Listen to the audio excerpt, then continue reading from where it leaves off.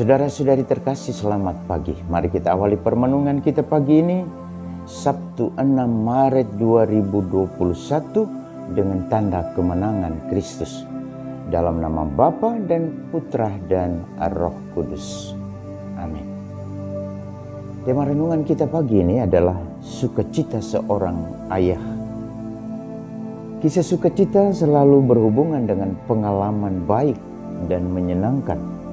Seorang ayah bisa bersukacita dan bangga karena anaknya berhasil, entah studi ataupun meraih sebuah pekerjaan, atau juga karena anaknya yang sudah lama menghilang dalam tanda petik, lalu kemudian kembali ke rumah. Hari ini kita mendengar bagaimana sukacita seorang ayah saat anaknya kembali ke pangkuan ayahnya setelah sekian lama dalam tanda petik berkhianat dan berfoya-foya di tempat yang jauh.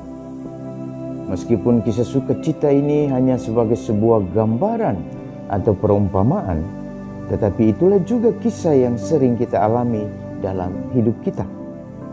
Yesus menggambarkan Allah sebagai seorang ayah yang sangat baik. Dia tidak akan murka kepada anaknya yang bertobat dan kembali ke pangkuannya. Bahkan dia selalu menantikan kita di depan pintu rumah sambil berharap bahwa kita akan kembali.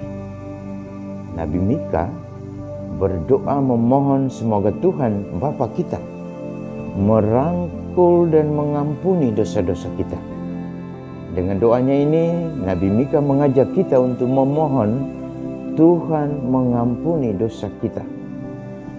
Lebih dari itu, kita memohon diberi kekuatan untuk kembali ke pangkuan Bapa sebagaimana yang dilakukan oleh anak yang hilang.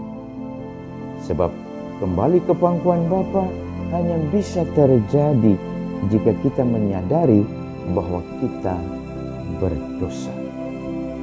Kita bercermin pada Sang Sabda dalam perumpamaan tentang anak yang hilang, yang mengatakan kita patut bersukacita dan bergembira karena adikmu telah mati dan menjadi hidup kembali.